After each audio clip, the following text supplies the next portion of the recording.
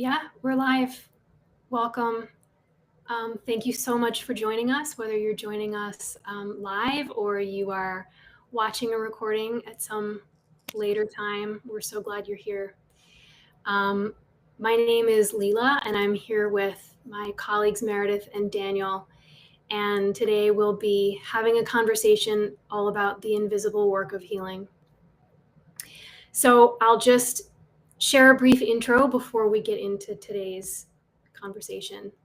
A little bit about who we are and what this is. So Inner Compass Initiative is a 501c3 nonprofit organization that envisions a world where people have what they need to make fully informed choices about psychiatric drugs, diagnoses, tapering, and are fully aware and have access to all of the abundant healing that is available outside of the default mental health narrative that dominates the culture we live in.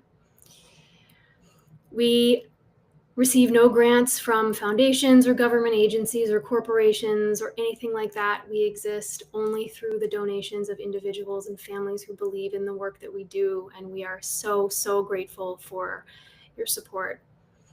If you're in the position to make a donation and you would like to help support our work, you can do so by visiting our website, www.theinnercompass.org, and clicking on the Support Us button at the top of the page.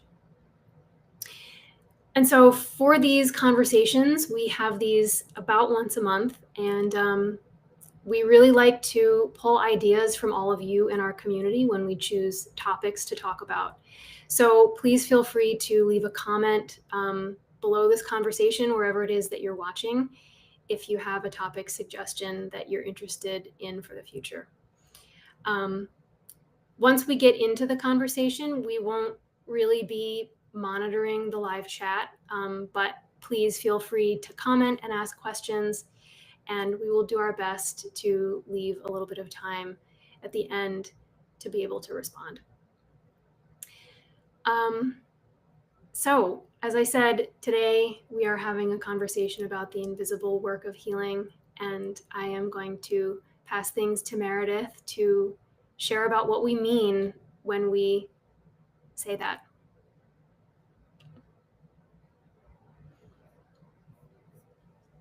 Thank you, Leela, and thank you all for joining live, or if you're watching the recording, we're so happy to have you here. Yeah, I think a really big part of this process, whether you're tapering or in withdrawal, it's so frequent that it feels like absolutely nothing is happening. And what I've come to learn about healing is so much of it is happening beneath the surface. It's often unseen by others, by ourselves. And today we want to speak to that invisible work. It's that quiet persistence, the inner shifts, the letting go, the ways we keep showing up, even when we don't have any results or anything to show for it. And I really love the story and this metaphor about the Chinese bamboo tree. So the Chinese bamboo tree, after it's planted, it can take up to 5 years before it breaks through the soil. But once it does, it can grow up to 80 feet in just 6 weeks. So that whole time that it's like, someone could be like, okay, we planted these seeds. Where's the bamboo? Where's the growth? And in those 5 years, so much was happening, and it was simple, right? It needed sun, it needed water. And then again, in 6 weeks, there was this massive growth. And the same is possible for us, whether it looks like that, whether it's the subtle healing that's so microscopic that happens over time, or it's like nothing happens for 5 years and all of a sudden, your most horrific symptom is gone. Just knowing that this is possible, and we have these ways of nature to show us that, to remind us that. So yeah, we'll be speaking to personal experiences, myself, Leela, Daniel, what the invisible work of healing has looked like in our own lives, and the ways in which we have and we all can continue to show up, again, even when we don't get those immediate results or feedback. Yeah, thank you. I think this is a really great moment to move into sharing some of our personal experiences and examples of what this invisible healing work looked in our own lives. And I think there's so much that all of us could say about this. But yeah, what are there examples that jump out for either of you in particular that speak particularly to this, or that feel particularly relevant? Yeah, I mean, just very briefly, I think one thing that maybe some of the people listening can relate to is the idea of healing is letting go. When we're suffering a lot, when we're having all these really intense symptoms, etc., we have this urgent need to take action. We need to, we go on the social forums, we're asking around, we're looking for this supplement, for that supplement, this combination or that combination. We have to fix this. We have to get better. We have to do it. And I think for me personally, healing began when I could let go. Now, I appreciate that that's when you're in extreme agony and everything like that, just saying letting go is you're just holding on. But once you get past that acute phase, I think, just giving up control, relinquishing control of your body, handing over control to your body, trusting your body, rather than thinking that you can think this or supplement or whatever it is to get out of this situation. That for me is when healing really started for me. Yeah, I completely agree with that. I remember a big anchor for me in all of this has been dancing and singing. And I was feeling horrible, but went to a dance class and was talking to somebody, and we were talking about these, cycles of death, rebirth, suffering that we've been through. And I said, well, I'm like, how are you doing now? She's like, I'm doing so amazing. And I'm like, well, what changed? And she said, nothing changed on the outside. It was a shift I made on the inside. I said, what was the shift? And she said, first it was allowing, then it was accepting, then it was embracing, in that order. And she's like, it took time to get to the embracing, but then once I was there, then things really opened up. And I think I had a similar experience where, I just came out of a setback a few months ago, and it's been on and off for me for about 4 years. But in my setback, there was so much resistance. It was so intense. I was like, okay, this is it. I'm going to die. And anger, frustration of like, body, how could you do this to me? And I think in that moment, it's like when she said that to me, something clicked. And I was like, okay, what does this look like to allow this, to not try to fix anything, to let go of this anger, and to just do what I can to continue to live. That's something that, you guys have taught me. We talk about with Cooper a lot, this idea of like not healing to live, but living to heal. And I also feel like it was a moment of relinquishing control. But, the example of how it showed up in my life, it's like I had akathisia in this most recent setback for 6 months straight. I'd get a little bit of relief at night. And for those of you who don't know, akathisia, external, it can be this shaking. For me, it was this internal, like I'm being strangled on the inside, like like the worst anxiety panic attack that I didn't even know could have existed, that I never had experienced before taking these drugs. I had mild anxiety, but nothing compared to this. And so it really felt like being tortured every day. And with the level of intensity, I'm like, okay, this is it. This must be it for me. This is where it ends. And then on one day, that intensity just stopped. And I still had uncomfortable symptoms for a few months, but I share that to kind of let people know, one, that the healing can be very nonlinear. but also that like the level of intensity that we have does not equate to the length of time it's going to take to come out of our most intense symptoms. So that whole time, that the 6 months of akathisia where it looked like nothing was happening, like the bamboo, that something was happening. And it was so simple what I was doing in the meantime. I didn't think I was going to get through it. I didn't have the belief that this was going to get better, but I made a decision to like, what could I do each day to show up for myself? And that looked like, you know, putting my feet in grass, going for barefoot walks.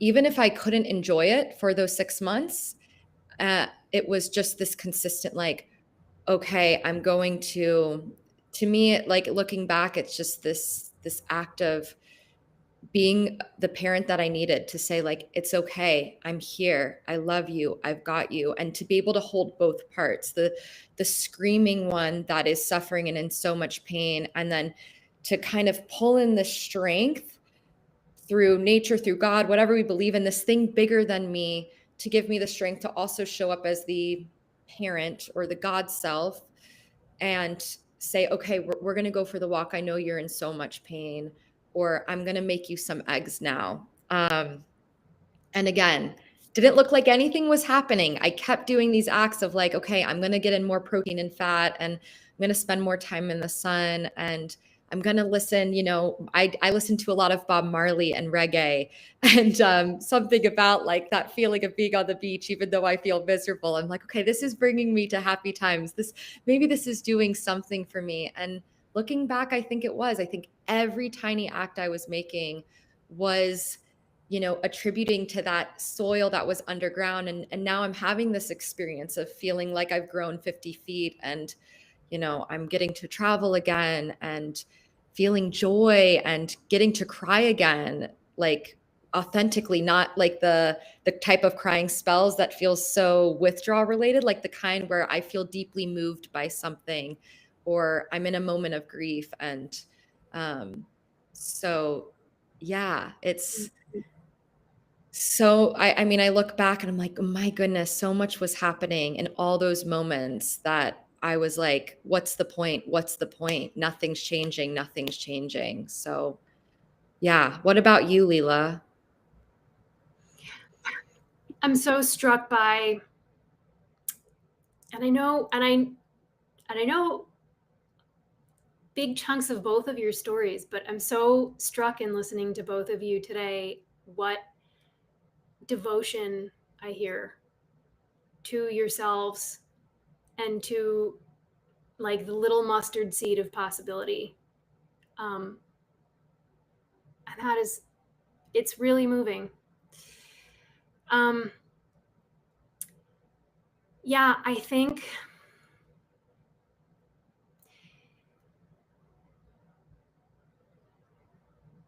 for me, it looked a lot like,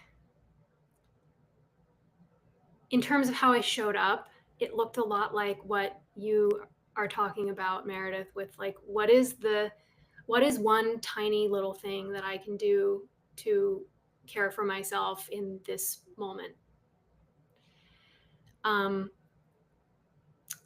And I went through the phase of, I don't think I thought that, I know I didn't think that there was an answer out there for me, or that there was a magic formula or a magic protocol or a magic supplement or set of supplements or anything like that that was going to fix it all. But I certainly went through a period of time where I felt like I was trying to, it was like playing symptom whack-a-mole with, okay, well, maybe like if I eat this food, or I stop eating that food, or like I try this supplement, or that one, or this antihistamine, like I went through all of that. And in that process, though, I began to orient toward what I thought of as symptoms in a completely different way. It began to occur to me that maybe all of the discomfort and all of the ways that my body was expressing that were so disruptive and scary and uncomfortable and really difficult to live with, what if this is actually something going right? not something going wrong? What if all of these expressions are exactly what my body has to do to get back in balance? And I get so emotional about this even now. I finished my taper. It's been years, 4.5 years, but this sense that what if all of this is my body not giving up on me? And that changed how I showed up. It changed how I wanted to show up. It changed what I thought was worth doing and why. Like, even if I'm not seeing results, even if I'm not feeling better, I owe this to my body.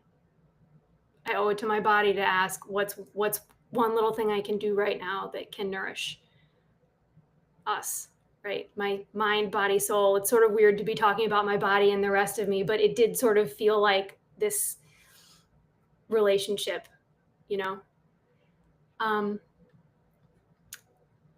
it came down to very simple things. I also came to recognize that so much of the healing I was seeking had nothing actually to do with removing symptoms and everything to do with learning to let go and show up differently.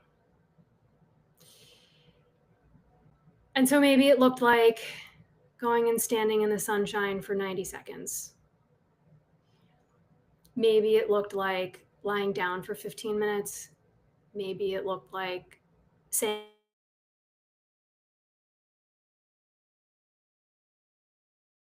that I just didn't have the capacity to show up for. It often looked like things that seemed so simple, I never considered how powerful they could be before I was in this experience.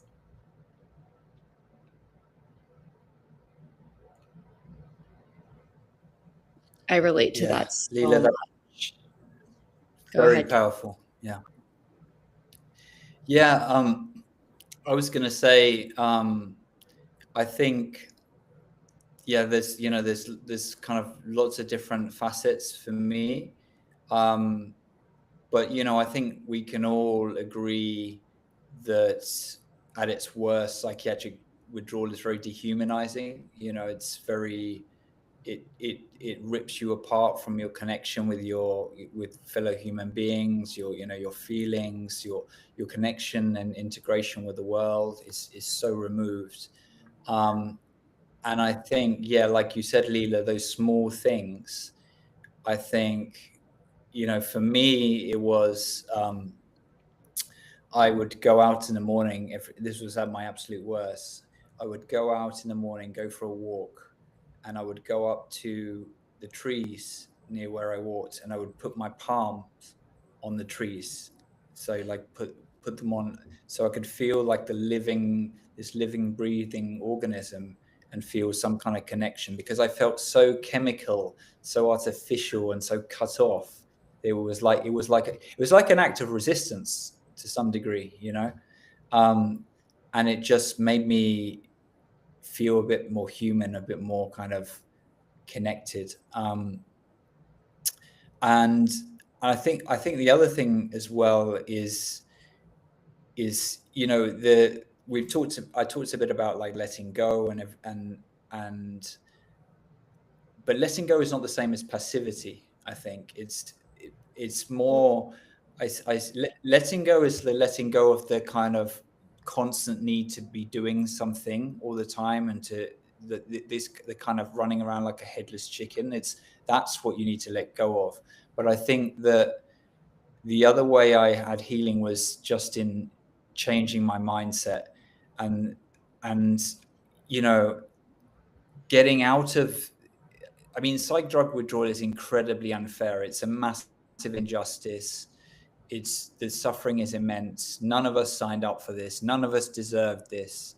It's a travesty, and it's very easy to get caught up in the victim narrative with that. You can't suppress the victim narrative, because you have to acknowledge it. It's not like you just be stoic. You have to process that pain and that grief. But I think for me, a big turning point was taking a more sort of fighting stance with it. That was part of my healing, like being an active participant, rather than just someone that a really bad thing has happened to, someone who was taking action. And I think that was, my emotions were very blunted because of the psych drug withdrawal. And I couldn't get my feelings, so I could think intellectually and cognitively about what's the right thing, making sense, making meaning out of what was happening to me was a big part, making sense of how this kind of thing could happen. And seeing and thinking about ways, which at that particular point I wasn't capable of doing, but in the future maybe I could do things to kind of change that as well. So I think all of those things helped. I think also, and anyone that's been through AA or other kind of 12-step programs will know this about being part of something beyond yourself. I think that was a key thing as well. It's perfectly natural when you're talking about healing to think about your own body and feeling better and things like that. But actually healing can come by focusing away from your body and focusing on other people. And I think a big step, I think I've mentioned it before in these conversations, was, I was in a really bad way. I was suffering a lot, but I stepped up to facilitate a support group within a campus. And that was a big part of my healing, was, focusing on other people and helping other people rather than my own pain and the injustice and the suffering that I was going through, but focusing on other people and helping them, or, at least trying to help them, empathizing with them. That was a big step forward as well, I would say. Yeah. Yeah, I think that's just massively important. This idea of shifting the focus onto other people and onto other ways of showing up around this that do create a sense of meaning. It was huge for me too. I long before I found Inner Compass, but I dove into helping run a Facebook group almost as soon as I found the group, because it was what I received when I showed up there was so powerful. And like, I wanted to share what I was going through, and I wanted to share what I was learning. And I wanted, because could I offer that to somebody else? Because I know what it felt like for me. And it made, even though I was in the thick of suffering at that time, it made it feel like more was possible. And I wanted to do what I could to pay that forward to anybody else. And that was probably the single biggest way that I found to make meaning out of what I was going through at the time. And it probably saved my life. I feel like I'm really hearing us say, a big part of this invisible work of healing is, okay, there's these very simple ways that we can show up for the body versus like, okay, it's this supplement or it's this, it's this program you have to do. Letting that go, simple ways of, okay, you said this, Leela, that's so impactful. It's like, my body's never given up on me. Why would I give up on it? So I'm going to keep showing up. That getting to be these simple practices, or reconnection, touching a tree, being with what is here, what is good. And like focusing the attention on what can I do versus this hyper focus on what's wrong with me, what's wrong with me, what's wrong with me. I need to fix. Mm-hmm. And how that is giving space, because, we talk about this, like there's these injuries, this damage that's been done by these psychiatric drugs that we've all three experienced. And maybe many of you who are watching now, you've experienced. And can we see these symptoms as the body working so hard to come back into harmony from what has been done? It's working, like, I have to look back and like, even though it didn't feel it at the time, all of the akathisia, the gut stuff, the dry heaving for 7 hours a day, can I see that as like my body working so hard to bring me back into center from after what had happened from, for me, I've been on psychiatric drugs most of my life. And I think when we can turn the focus to, again, whether it's the tree or the grass, as much as possible, like, I think that's part of it too. It's like, there's nothing here to do perfect. But these simple ways of showing up and taking the attention off of what's wrong, that I think often can create just more resistance and tension than this brain that's just trying to come back into balance, the nervous system that's trying to coming back into balance. It can just do its thing. So, and again, I always look to nature as my teacher for that, of like, there's the, winter, fall, these season cycles, like they're not, it just is happening. The ocean, the tide that comes in and out, the moon, so many different examples here. Or like the example of the butterfly, like turning totally into mush and then becoming the butterfly. It's not, I see all of these things as there was no forcing that was happening. It was just the art of surrender and allowing. And then maybe we can get to accepting and embracing. Again, easier said than done. Like you said, Daniel, when this thing feels like such an injustice, none of us deserve what has happened. And I do think it's this, I mean, Laura talks about this as well. It's this like act of rebellion. I mean, all the times that I had suicidal ideation and was like, my only choice now is to end it all. It's like the act of rebellion of like, that was something I said every day too. It was like, this will not be in vain. I will not let this pharmaceutical industry take my life from me. Like, my life, it means something. And I'm going to go on this journey and quest to find out, okay, so, I've lost my job and I've lost my friends and, I'm 90 pounds. Like, I feel like everything has been stripped of me. Okay, well, I feel completely empty. Why not just go on the journey of what matters most? And that is, again, it's like so unbelievably subtle.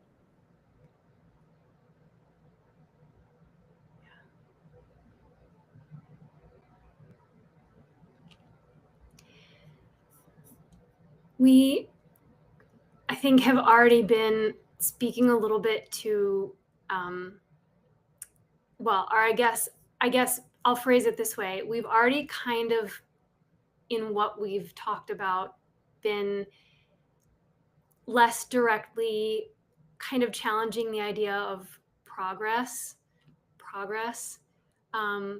But I wonder if maybe we can speak to that in a little bit more of a direct way, because it just feels so relevant. This letting go of the need for proof or constant evidence that we're somehow getting better, right? Leaning into, I mean, really this subtle and very cyclical, intuitive nature of the deepest and most profound healing, I would say.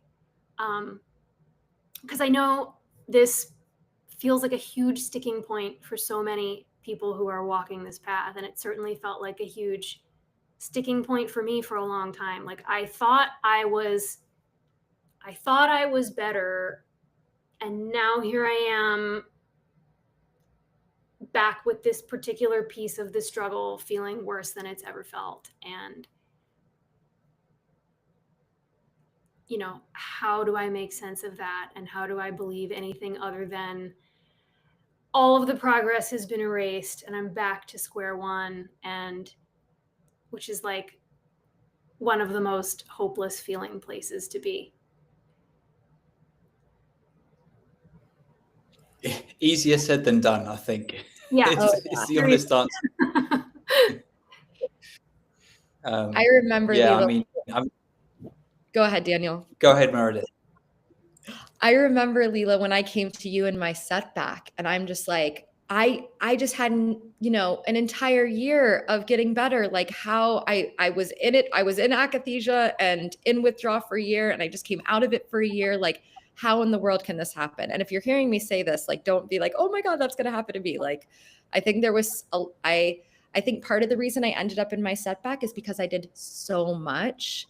And if I just could have backed off a little more. So anyways, sometimes we can hear things and be like, that's going to happen to me. I know I did that. But I remember coming to you, Leela, and being like, all the progress is lost. And you kept telling me, you're like, nothing has been lost. And I can say that's true now because, for instance, like now that I'm, you know, kind of on the other side of this setback, my, like, the level of presence I have in my life, the level of gratitude. I mean, I still struggle with symptoms, but I literally feel like the most grateful person on earth because of what I've survived, and that I get to be standing here today and get to help other people and get to have conversations like this, and that I'm able to access joy and laughter again. But I think that piece is really big, of like, nothing is lost. And there's something else I wanted to say too, but I might need to hear from you, Daniel. It might take a second to come back to me. This is part of what I'm I'll jump. It's very vulnerable to like just let it show. Like I get a lot of I'll, like, my brain will be going and then everything just goes offline. And this is part of the practice for me to keep showing up anyways, even though I'm still dealing with the lingering cognition from the injury. Yeah, I think that's an excellent point, Meredith. Is like healing is actually in some ways being okay with not being perfect.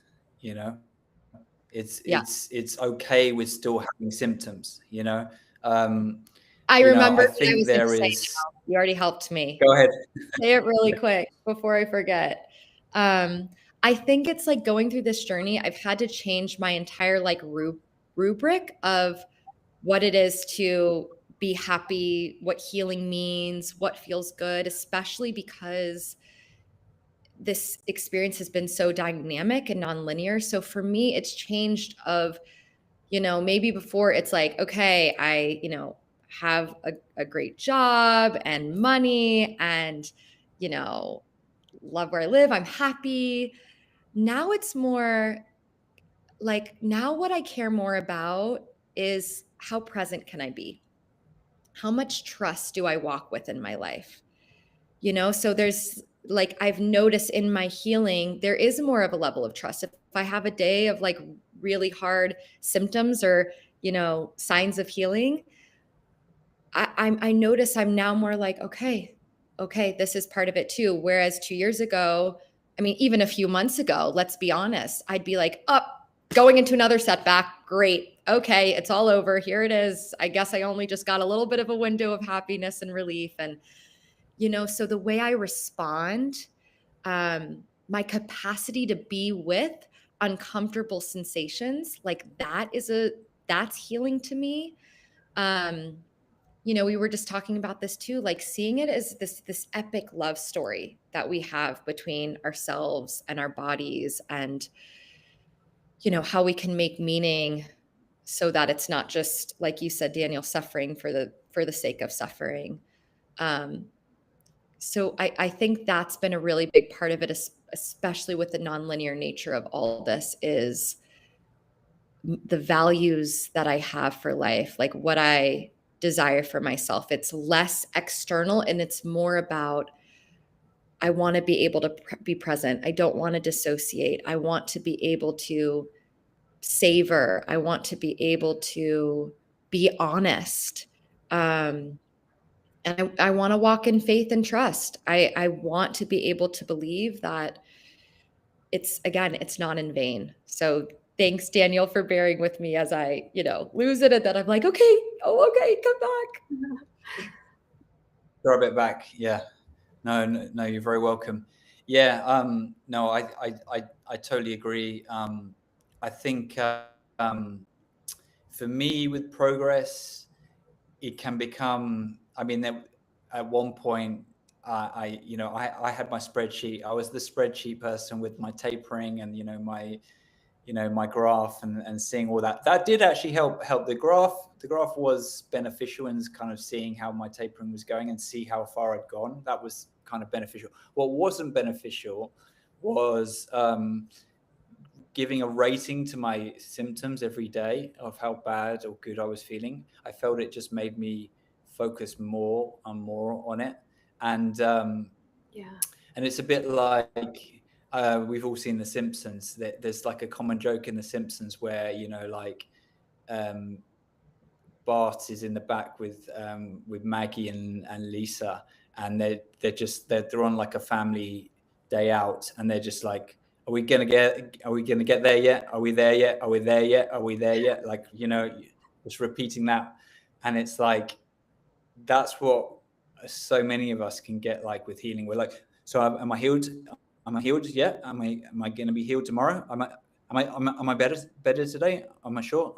You know, like just constantly assessing this all the time. And it's really not very helpful. That said, though, I do think less kind of doing this sort of taxonomy of your symptoms and that kind of thing. I don't think that's, and ratings, all that's not helpful. But I do think journaling is good, because it reminds you of your emotional state. And so you can, and just letting it all come out in prose. I think that you can look back on that, you know, 2 months, 3 months, 6 months, and see, wow, yeah, I'm in a totally different place now from where I was before. You know, you really do notice the difference. And then the other thing is, again, going back to this being beyond yourself, I think that it's other people can see the progress. You know, I know from the support group, I've seen people come in like a year ago, you know, a lot of SI, you know, really in a really bad way, really struggling day to day. And then they, you know, they disappear for a bit, and then they come back. And then suddenly there's like a spark in them. There's like a smile. There's like a warmth in them, you know. And you see that difference, and you tell them, you're like, my God, you know, you're so different from last time. And they're like, really? Am I? You know, it doesn't, they're not conscious of it. And then just the other thing I would just say is, and I feel in this community, you know, sometimes we have to be careful about this. You know, of course, healing is immensely important. It's what gives us hope. It's what gets us through the dark days. You know, the thought that we're going to feel better in the future. But I do think it can become a bit of a dogma, and we can get this like healing absolutism, where we're like, no, we're going to get back to like a newborn baby, factory settings, you know, like perfect in every way, pristine, like not a single ache nor pain, not a blemish on our skin, you know, and this obsession with getting to that. And that is, it's the same kind of manifestation of the, are we there yet? Are we healed yet? You know, are my symptoms at 8 today, or are they at 10, or are they at 9? It's not helpful, because if you obsess and have such an absolutist approach to healing, you're going to miss out on all the living. You're going to miss out on all the positive stuff that you can get, you know, over time as well. So yeah, some of my thoughts anyway. Yeah. I know so much of my own healing was about getting curious as to where certain ideas came from. Like, where did I get the idea that progress is supposed to look or feel any particular way? And where did I get the idea that as a living, breathing, evolving, dynamic being, that I'm going to ever have any 2 days that feel exactly the same, or that the experience of my existence is supposed to only be within a particular window of whatever it is that I deem acceptable to feel. You know, like where did those ideas even come from? Is it even reasonable? Are my expectations of progress and healing reasonable, actually? And that was a big part of it for me. That was a big part of, you know, really redefining what progress means. to me was a big thing. And recognizing that I actually really can't know or predict what that will mean. But there are still ways to connect with it.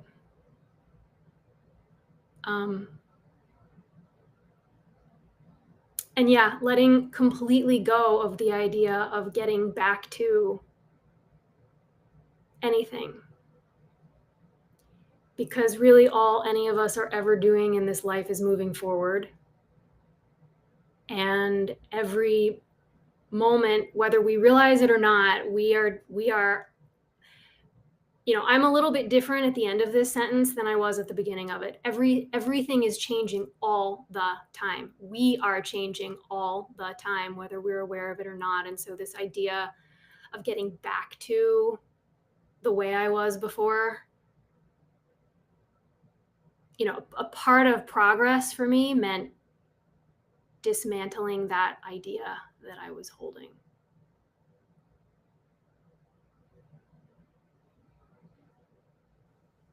I remember a perspective that really helped me too when I was really in the thick of it, because for me, like, I can say so many of these things, like not being so in the midst of the intense symptoms, but obviously when you're in the thick of it, easier said than done. But a framework that really helped me was seeing when I went into a setback, or, you know, people call it a wave, seeing it as that was the time my brain and body were working extra hard to come into balance.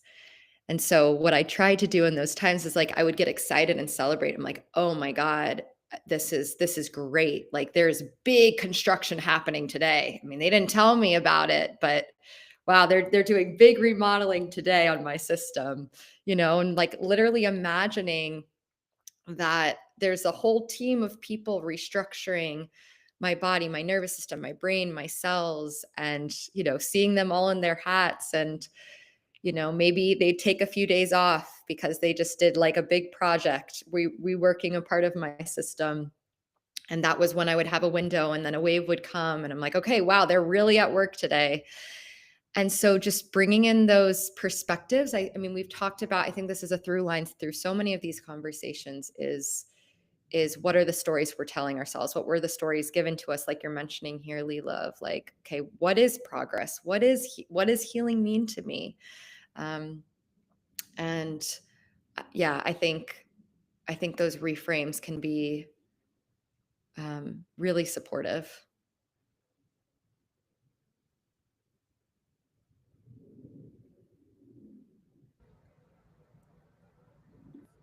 Yeah, it's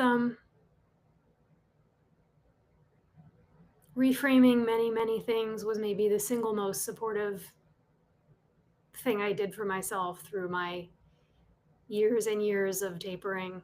Right. Which goes back to this idea of like, okay, like here's some things that are happening in me that I can't change. I can't change the fact that, you know, these drugs were prescribed to me. I can't change the fact I'm dealing with this really uncomfortable sensation.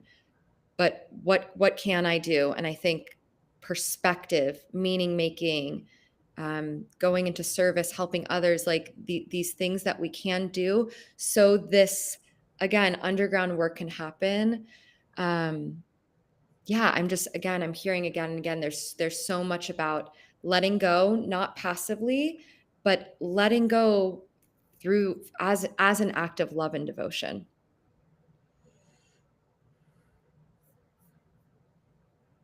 Yeah, I was gonna just jump in there about, I think there's the forward-looking aspect, you know, finding a new life and having, you know, we've talked about this on previous conversations about that healing is not just the absence of pain, right? It's also about, you know, finding a path forward and finding a flourishing, fulfilled life, even in the presence of symptoms, you know. But I think there's also like a looking back to the past thing in terms of a grieving process, So building on that theme of letting go, as a grieving process of, sort of the person you were and you thought you were, a bit like what you said, Meredith, what motivated you before all of this compared to now. It's you're on this trajectory, and then you got hit by a truck by this psych drug withdrawal, and you're sort of so disorientated that you're trying to make sense of stuff, but you have to grieve that person that you were before you got hit by the truck, and you have to accept that person's gone, for better or worse. And also, when we come off these meds, it's amazing how you start to reassess the person you were on the meds. So before you got the withdrawal, before any of that, you start to reassess who you were then, and were you living in the way that you wanted to live, actually, and was the state that the drugs put you in making you live a life in a way that perhaps you wouldn't have if you hadn't been on the drugs. So there's a grieving of that, of a life not lived while you were on the drugs. And also, I guess, like all grief, it's not being consumed by bitterness or regret. It's processing it, accepting it, feeling the pain, and then like letting it drift off into the water away. I think you've got that as well. So yeah. And I think there's a grieving of not knowing too, because at least for me, I can look back and I can speculate about how I might have lived differently if I wasn't taking the drugs I was taking. But also my whole entire life was different back then. So I can't actually ever really know. This is for sure what I would have done differently, or how I would have lived differently, or this is for sure because of the drugs I was taking, and that's it. It may well be that other people sometimes have more of a sense of clarity about that, but at least for me, I couldn't ever really know which, and there was grief in that too, looking back and at all the things that I wished maybe I had done differently or chosen differently, but never, they were what they were, and I never will really know completely why. And there was a whole grieving and peacemaking process with that was really important too. And I'm glad that you brought this up, Daniel, the need to grieve things in the past also, as we're walking to healing. Something else that coming to mind, related, not related, as you guys were both talking, was, I feel like most of my life, or at least, starting 5-10 years ago, there was this big prayer, big desire of I want to feel really connected. I want to be myself. I want to be in my authenticity. I want to feel intimate with myself, with life, with others.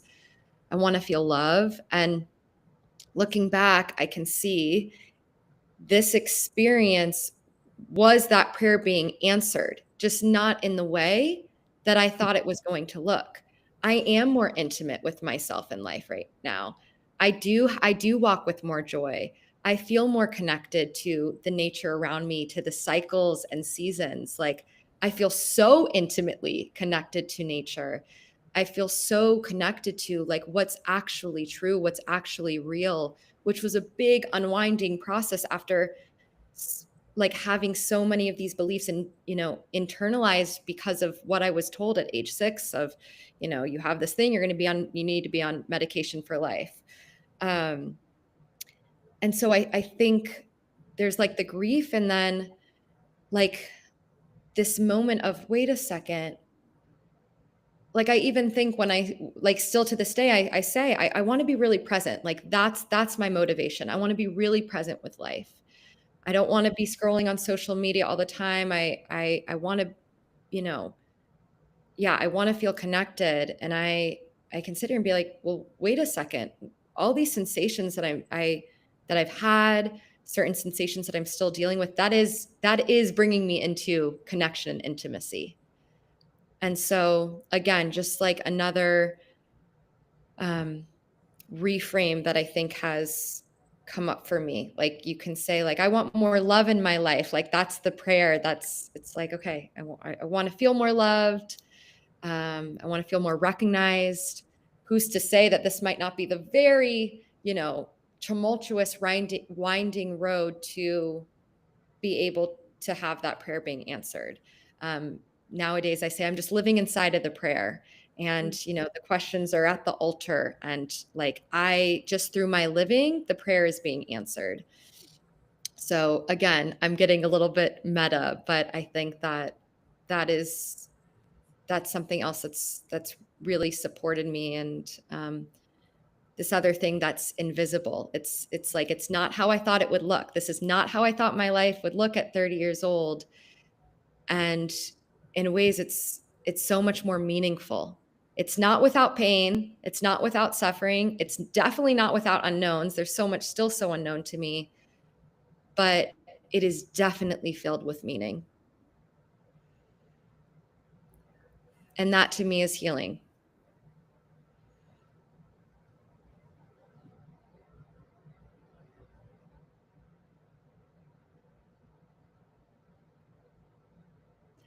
I think that something and maybe we've talked about it a little bit, but I'm curious from both of you, again, like, for me, I can talk about these things in hindsight, but what are ways, like, for you guys, that really supported continuing to show up even when you didn't get those immediate results?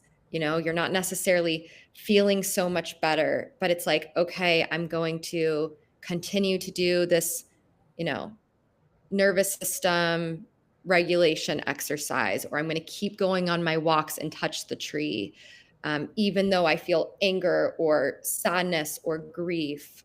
What did that look like for you guys? Or if you were to, share something to the people that are listening, what would you say?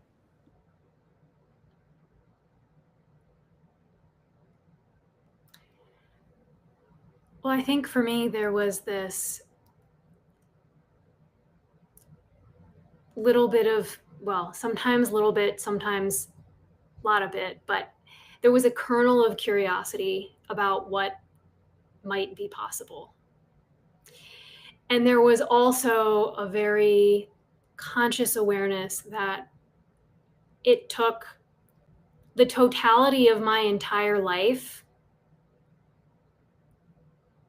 to bring me to where I found myself. And so there was this sense that I'm not resolving or fixing anything quickly because I didn't get here quickly. But I am curious about what else might be possible. And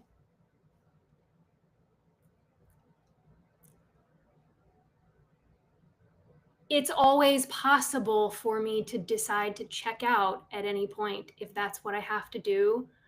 But knowing that, where else is there a little bit of curiosity? And can I lean into what might be possible, especially over time? Because I know how long it took me to get into the hole that I felt like I was trying to dig myself out of.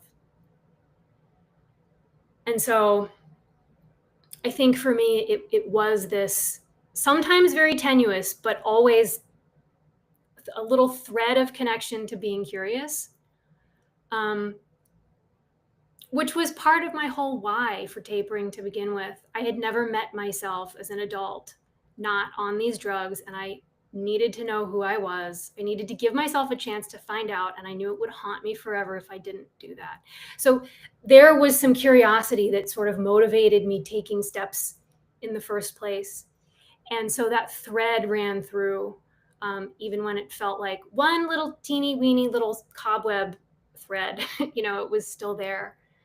And, in this intuitive knowing that the kind of healing I was looking for and the kind of life I wanted could only take time.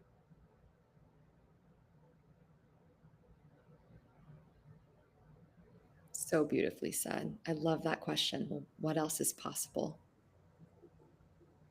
What about you, Daniel? Yeah, I mean, I feel it's kind of almost like you frame it in terms of curiosity. I frame it as like an act of resistance, but both logics work and both are kind of related to one another. Yeah, I saw it as a way to write my own narrative, as a way to fight back against the dehumanizing aspects of what had happened to me, to connect.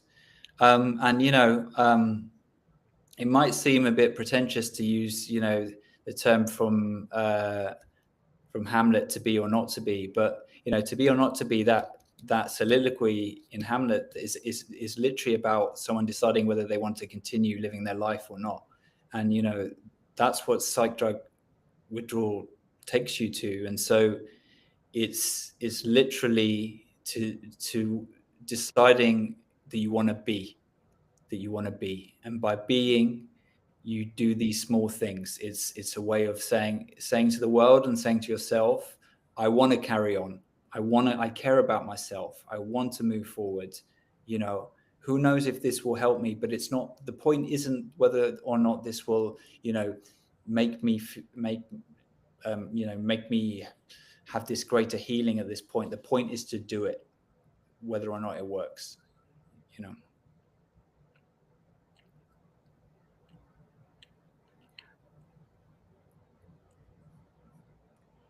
Well, I think that is a beautiful place to wrap up the conversation today.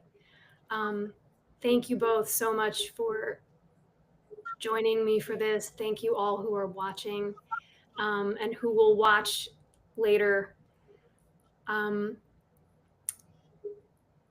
Once again, if you have topics that you're interested in us having a conversation about in the future, any ideas or suggestions for conversations, we would love to hear from you. Please do leave a comment on this conversation wherever it is you're watching if you have an idea. And in case anyone doesn't know, Inner Compass Exchange is our off-Facebook private membership network, and it's a really vibrant community with chats and multiple weekly community-led Zoom calls where people can connect with each other in real time. And we would love to have you join if you're not already there.